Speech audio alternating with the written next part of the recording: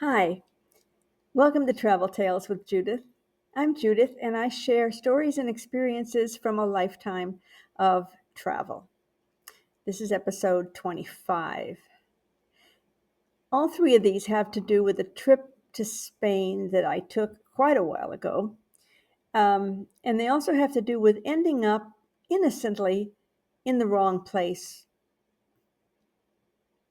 and just having to smile in amusement at what you got yourself into.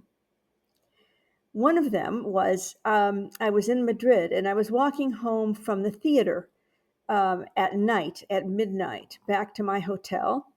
And I was walking an area where I had walked in during the day. I knew the area. I knew how to get back to the hotel. I wasn't worried about. There's always a lot of people on the streets in cities late in Spain. But an area that I walked through in the daytime, which was just a regular, city area, restaurants, some residential apartments, etc. All of a sudden, I realized I was in a red light district. And for a couple blocks, as I walked through there, I was obviously in a red light district. And my mother had died not too long before this. And I occasionally, and I still do after many years, talk to her in my head. And I can remember saying, "Hey, mother, can you believe where your daughter is right now? Nobody knows where I am. No one in the whole world knows where I am at this moment, but I'm walking through a red light district in Madrid at midnight." On the same trip, I was obviously traveling alone, and I decided I wanted to go to a movie. And so I looked in the paper, and I found a movie that was an American movie, and so it would be in English. And although I speak Spanish, but a lot of times in movies, it's hard to understand everything. So uh, this movie said something about the story of two young men in New York who got to know each other. All right, that's fine. I hadn't heard of the movie, but I thought, okay, that sounds all right. I got on the metro and went to the movie theater, and I was late. For whatever reason, probably because of the metro. Um, I was about 5 minutes after the movie had started, so no one was going in at that time. And I bought my ticket and I went in, and the movie theater was perfectly dark. And when you come in, from light into dark, I couldn't see anything at all.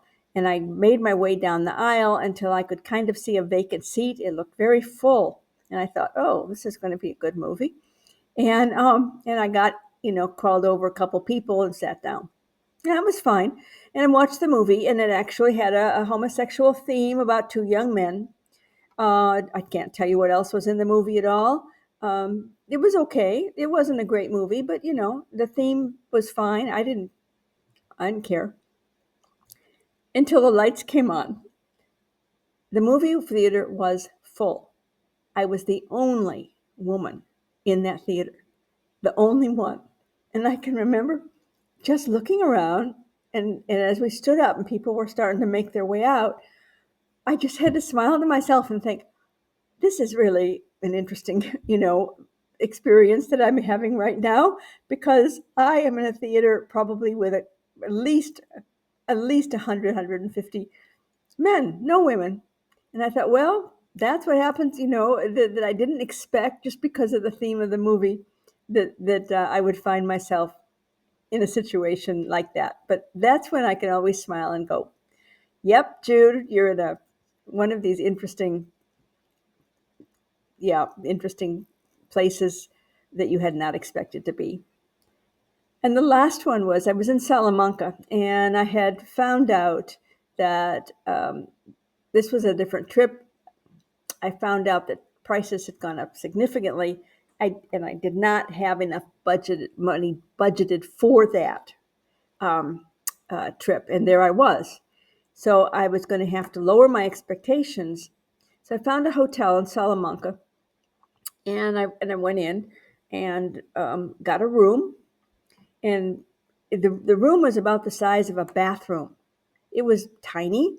It had a sink in the room and a bed, and that was pretty much it. Bathroom was down the hall. Okay, that's not unusual. And when I went to bed that night, all I could hear in the rooms around me was snoring, really loud snoring. And I thought, my goodness, the walls are thin here. This is strange. I'm hearing so much snoring. And so the next day, I waited till I didn't hear footsteps in the hall so I could go down to the bathroom and not have to run into anybody. I was lucky. I was able to do that. And then I went out and was out the whole day, came back, didn't see anybody, nobody in the lobby, nobody, walking through the halls, went back to bed the second night, and all I could hear was snoring. I mean, all around me, all the rooms around me, they were snoring. And when I finally left the hotel the next day, I somehow realized that it was a man's hotel. I don't know why they gave me a room in there. But I never saw anybody, but I could hear through everything through the walls. And I was the only woman in that hotel, and maybe it wasn't obviously required that I be a man, but somehow that had gotten known probably as a hotel for men. And there I was. But these are experiences that you just walk away, shake your head a little bit, smile, and go, yep, there I was again.